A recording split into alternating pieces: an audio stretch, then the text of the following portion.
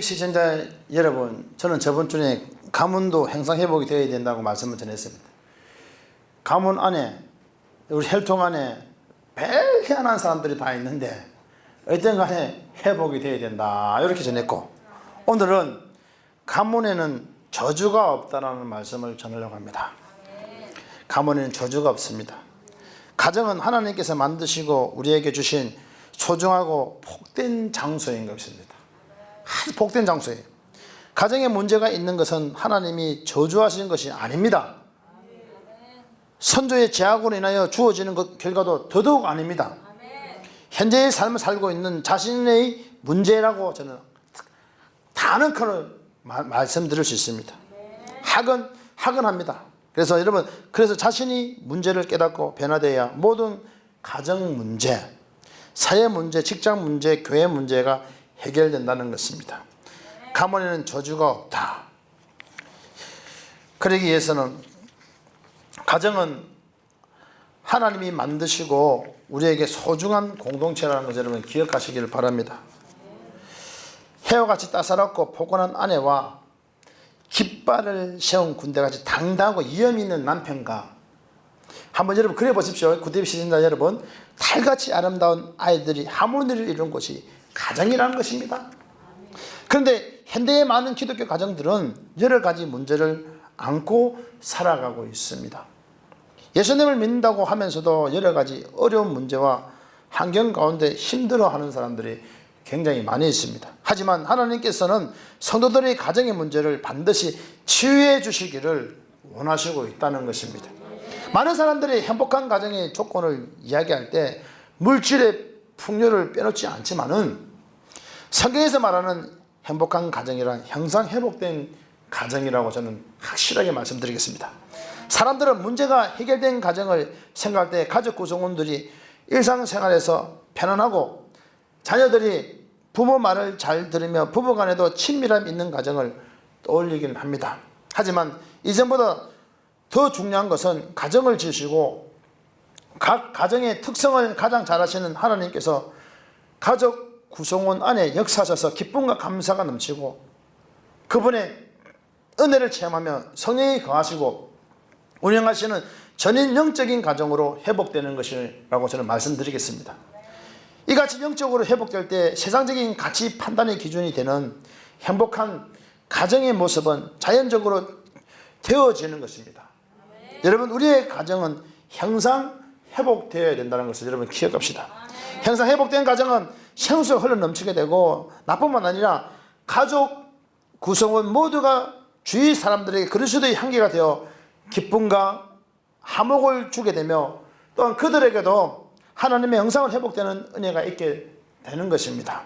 이렇게 우리 가정을 형상 회복된 아름다운 가정으로 만들기 위해서 각 가정을 너무 잘 아시는 하나님께서는 그분의 커리큘럼, 각각의 가정을 두시고 하나님을 보완하시고 수정하시고, 그걸 통해서 가문에 흐르는 독성과 재성을 환경의 문제, 사건과 대인관계를 통하여 말씀하시고 깨닫게 해 주신다는 것을 여러분 기억하시기를 바라겠습니다. 그런데 이 가정에서 이런 형상 회복의 원리가 적용됨에도 불구하고 많은 사람들이 가정의 문제가 가게에 흐르는 저주 때문에 생긴다고 생각하는 사람들이 너무나도 많이 있다는 것입니다. 그리고 그것을 끊어내야 한다고 말합니다. 그래서 저주를 끊으려면 특별 예배를 드려야 한다든지, 저주를 끊는 기도를 해야 한다든지, 아니면 사역을 통해서 저주를 끊는 기도를 받아야 한다든지, 정성스럽게 헌금을 준비해 드리라고 합니다. 절대로 아닙니다. 속지 마시기 바랍니다. 그러나 이제는 제가 말씀드리는 이 상황들을 여러분 잘 기억하시기 바랍니다. 이것이 잘못된 이론이라는 것을 저는 이미 계속 말씀을 전하고 있습니다. 많은 사람들이 가문에 흐르는 저주를 끊는다고 하면서 여러 잘못된 방법을 동원하여 해결하려고 하는데, 사실은 이것은 우리가 모든 영역에서 쏟고 있다는 것을 여러분 기억하셔야 됩니다. 만일 어떤 일을 해도 안 되는 것이 있다는 것은, 그것은 가문의 조상 탓, 무슨 문제가 있으면 또 세상 탓, 다른 사람 탓이 아니라 바로 내 탓이라는 것입니다. 내 탓이요, 내 탓. 내가 바로 서지 못하고 어리석은 삶을 살아왔기 때문에 생긴 문제지 무슨 조상 탓입니까? 다양한 환경은 본인의 문제일 뿐 상대방으로부터 주어지는 문제가 아닌 것입니다. 이것을 깨닫지 못하기 때문에 가정에 화목이 없고 막히게 되고 풀리지 않게 되는 것입니다. 내가 하나님의 형상으로 회복되면 다른 가족 구성원으로 그 은혜가 흘러가게 된다는 것을 여러분 기억하십시오. 내가 하나님의 형상으로 회복되기를 위해서 그분의 은혜를 사모하고 그 뜻을 따라 살려고 몸부림치며 하나님 뜻이 나를 통하여 이루어진다라고 선포하고 나아가면 여러분 그 가정은 생명이 있고 감사가 있고 기쁨이 있게 되는 것입니다. 여러분 이렇게 사랑과 기쁨과 감사가 넘치는 가정은 남편도 자녀도 아닌 바로 내가 하나님과 교통하며 바로 세워져 가는 가정이라는 것을 여러분 기억하시기 바랍니다. 가정은 하나님께서 만드시고 우리에게 주신 소중하고 복된 장소라는 것입니다. 여러분 우리는 가정을 선택할 수 없지만 하나님의 주권을 인정하며 주어진 가정의 환경에 적응하고 살아가면서 하나님께서 주신 가정에서 감사하며 각자에게 주어진 여러분 형상회복의 문제들을 처리해가며 일어서야 되는 것입니다. 우리가 하나님이 주시는 말씀을 따라 순종하며 따라갈 때 회복되고 잘되며 또 행복이 묻어나는 역사가 나타나는 것이라는 걸 여러분 기억하시기를 바랍니다. 예수님께서는 이미 우리의 생명의 성령의 법으로 죄와 사망의 법에서 해방시켜 주셨는데 왜 스스로 얽매이고 거신 걱정하며 살아가려고 합니까? 우리는 더 이상 저주 아래 있는 자가 아닙니다. 여러분 하나님께서는 우리 주 예수 그리스도 안에서 반드시 형통하면 잘되는 은혜와 복을 우리에게 주셨다는 것을 여러분 기억하시기를 바랍니다. 하나님께서 주신 은혜와 복을 누리는 자 되시기를 예수 이름으로 축원하겠습니다. 우리 속에 어떤 것들이 있는지 무엇이 보완되고 수정되어야 하는지를 잘 모르고 있습니다. 그래서 하나님께서는 친히 환경과 사건 또한 사람이라는 맞춤형 파트너를 도구로 사용해서 나를 연단시키고 훈련시켜 가시고 있다는 것입니다. 이때 우리는 하나님께서 집중하고 그 뜻을 따라 살고자 하며 자신을 하나님께 맡겨야 합니다. 그럴 때 하나님께서는 우리를 향한 커리큘럼을 알게 하시고 훈련을 통해 형상 회복된 아름다운 사람으로 빚어가시게 된다는 것입니다.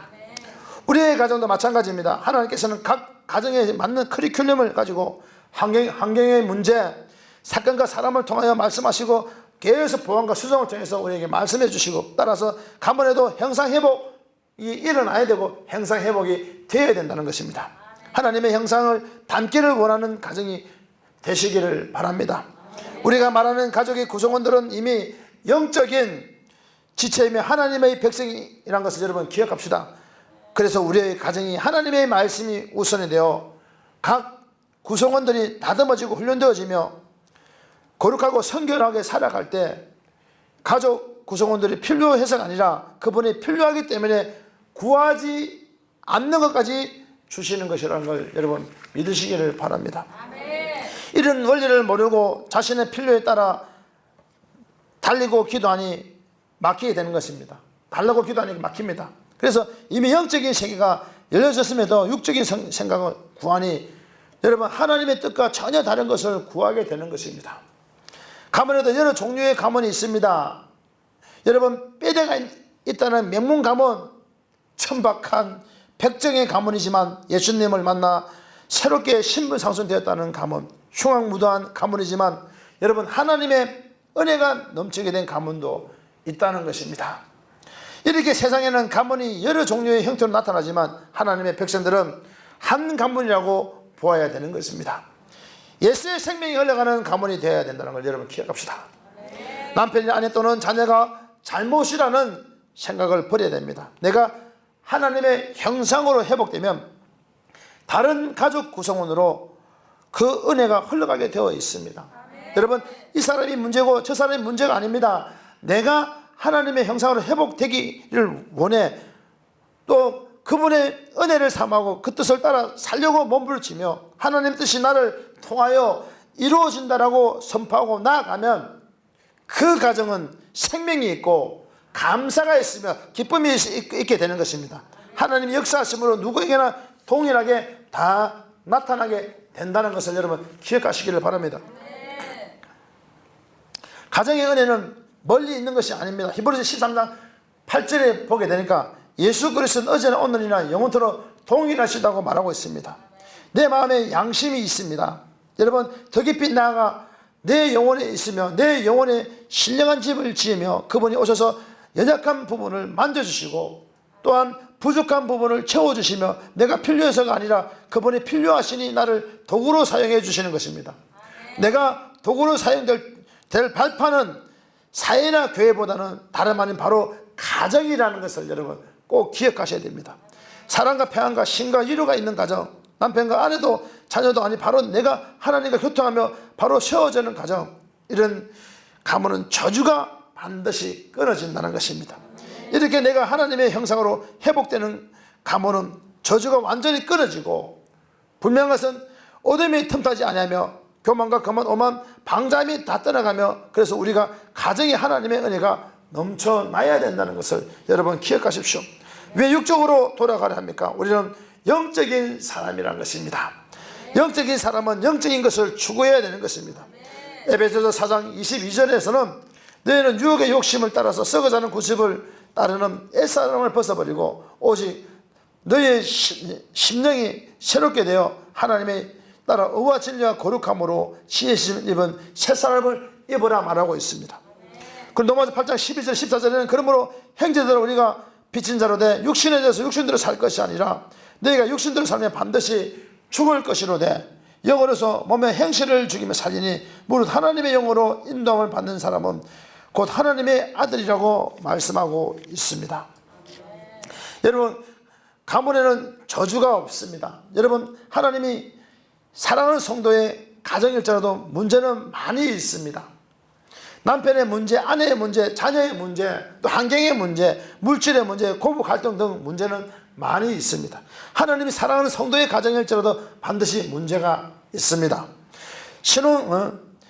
신혼시절 남편의 불같은 사랑이 있을 때는요, 하늘의 별을 따다가 그대도 손에 모두 드리리, 나 그대에게 모두 드리리, 터질 것만 같은 그대 가슴에 하면서 다 따줍니다. 신혼시절에는 남편의 불같은 사랑이 있을 때는 하늘의 별을 따다가 가져다 줄 듯하고 손에 물 한 방울을 묻히지 않게 해줄 듯 하다가 사랑의 기한이 지나고 나면 아내를 보지 않고 다른 여자에게 눈길을 주기 시작합니다. 쉽게 말하면 남편에게 바람이 불기 시작합니다. 성령의 바람이 불어야 됩니다. 불가고 남편에게 바람이 불기 시작합니다. 그러나 아내는 죽을 맛입니다. 그렇게 가정에 불화가 시작되는 가정도 있습니다.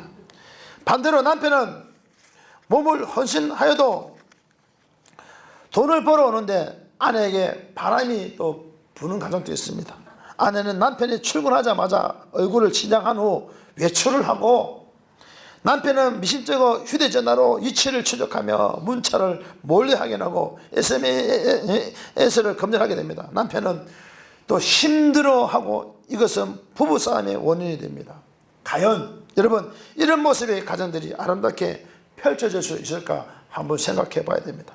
남편이 아내를 의심하고 아내는 남편을 의심하고 남편이 바람을 피우니 아내도 바람을 피우고 맞바람이 불기 시작합니다. 그러다가 이혼 소송을 벌이고 서로 자녀를 키우려고 하지 않으니 자녀는 마음의 상처를 받고, 남편이 폭력을 휘둘려서 아내는 쉼터로 피신해 가기도 합니다. 또 아내가 교회를 다니며 철야기도를 한다면서 교회 유아실에서 처박혀 있기도 합니다.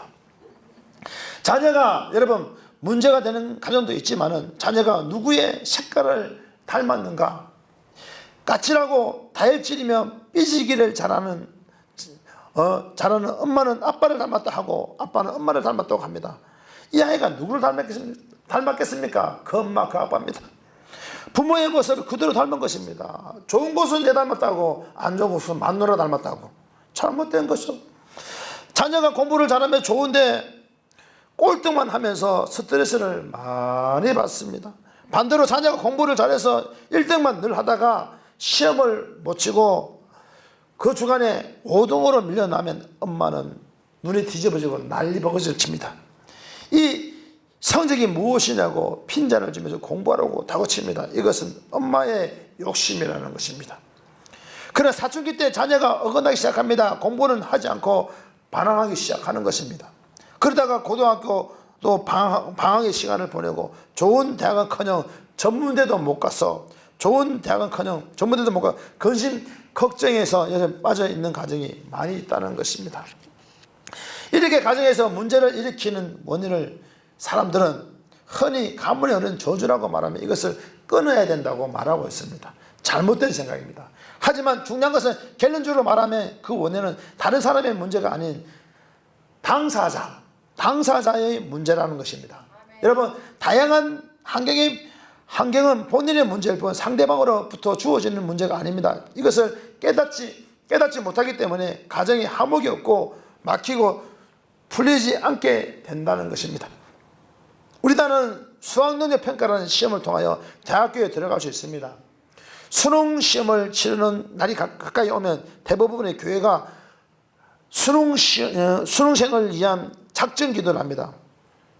또 뭡니까? 엄마들은 교회에서 기도를 합니다. 철야기도, 새벽기도, 수능, 100일 작정기도 등 이렇게 기도한다고 좋은 대학에 갈 수 있을까요? 한번 생각해 봐야 됩니다. 수능시험의 결과는 수험생 본인이 공부한 만큼 나오는 것이지 엄마가 기도한다고 되는 것이 절대로 아닙니다. 신기한 것은 그렇게 열심을 내며 기도를 했던 분들이 수능이 끝나면 기도 시간이 서서히 줄어들다가 기도하려고 하지 않는다는 것입니다. 그러다가 둘째가 수능 시험을 보게 되면 또다시 호도감을 들기 시작합니다. 기도는 평상시에 하는 것입니다. 무슨 일이 있을 때만 작정하여 기도하는 것이 아닙니다.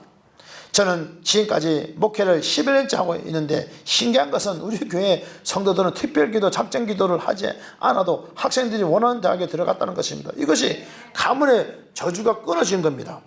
공부 못해도 너무 못하는 고등학생이 있었습니다. 정말로 돌대가리입니다. 내가 봤을 때 이 학생의 아버지는 연구원이었고 어머니는 교사였습니다. 이 집안에는 아무리 살펴보아도 머리 나쁜 자녀는 나올 수 없었습니다.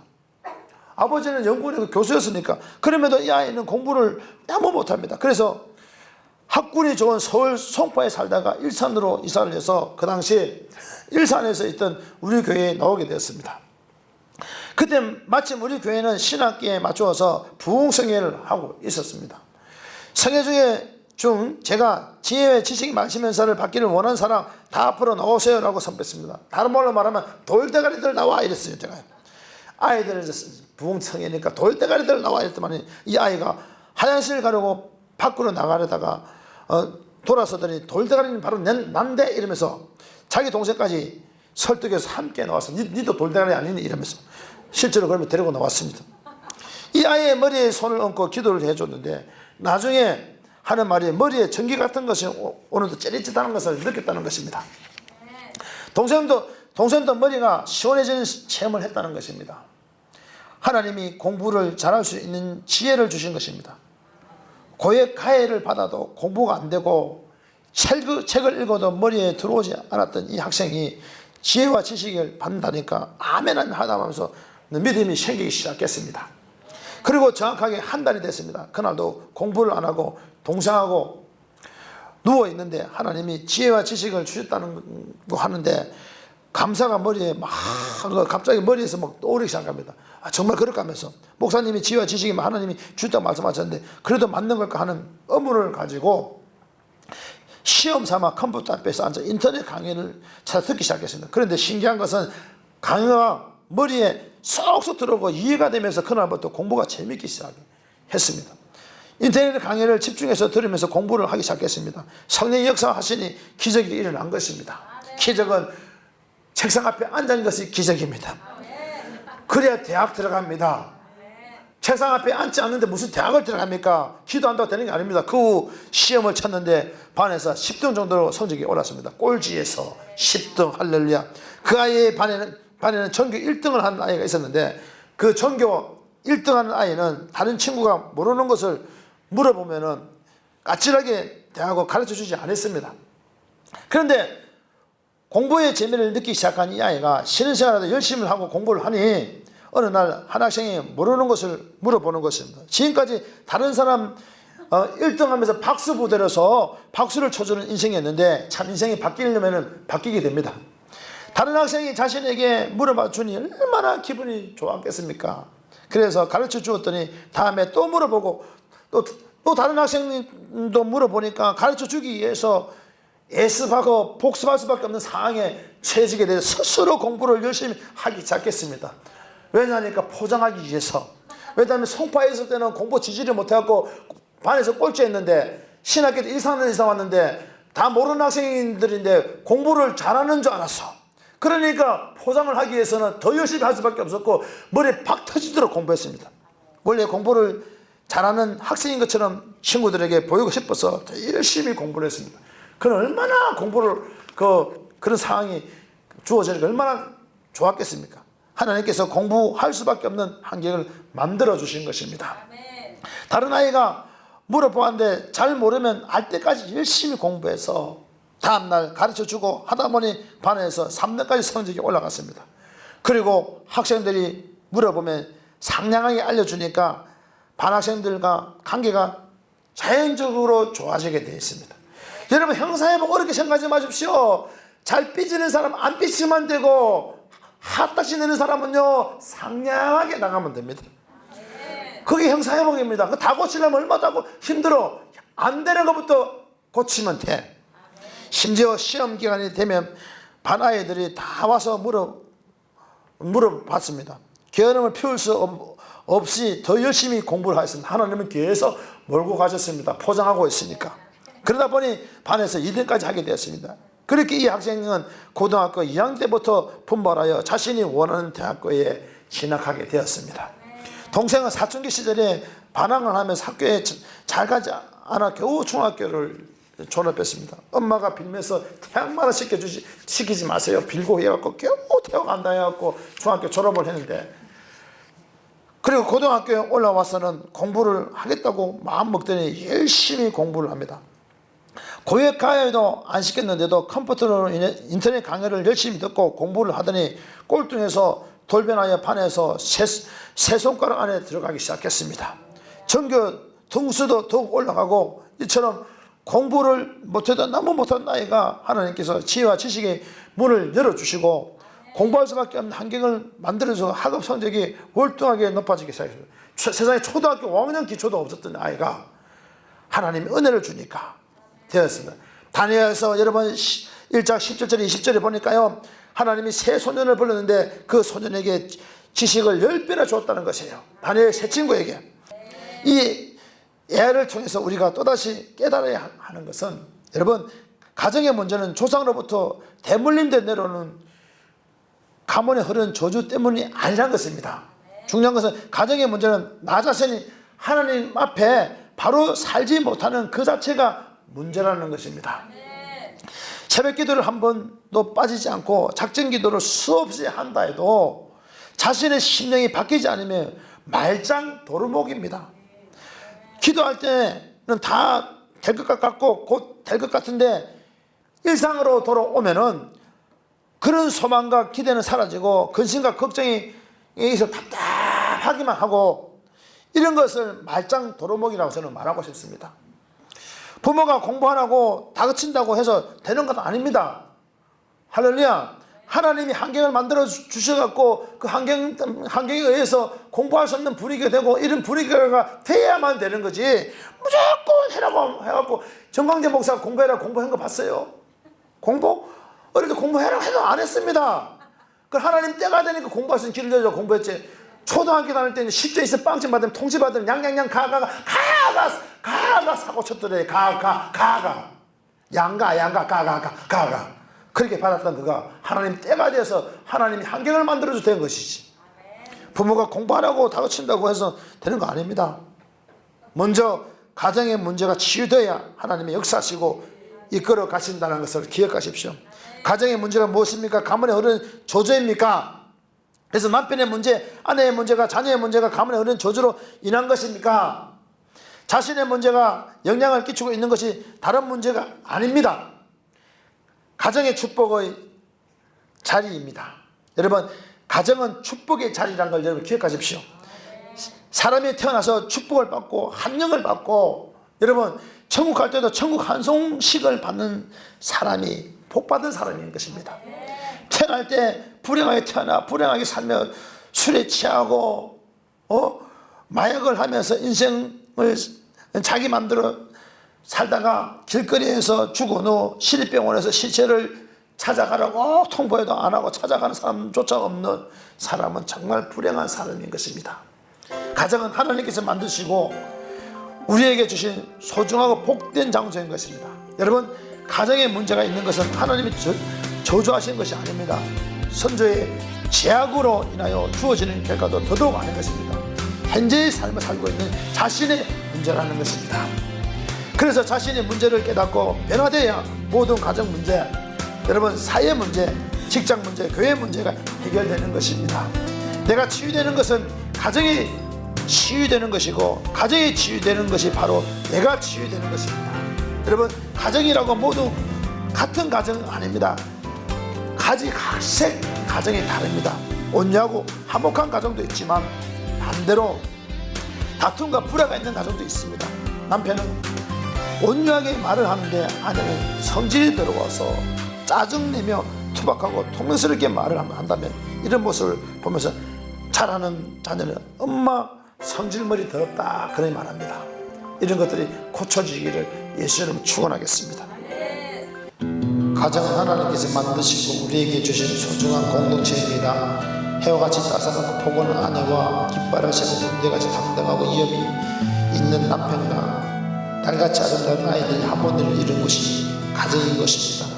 그런데 현재는 많은 기독교 가정들은 여러 가지 문제를 안고 살아갑니다. 예수님을 믿는다고 하면서도 여러 가지 어려운 문제와 환경 가운데 힘들어합니다. 하지만 하나님께서는 성도들의 가정의 문제를 반드시 치유해 주시기를 원하십니다.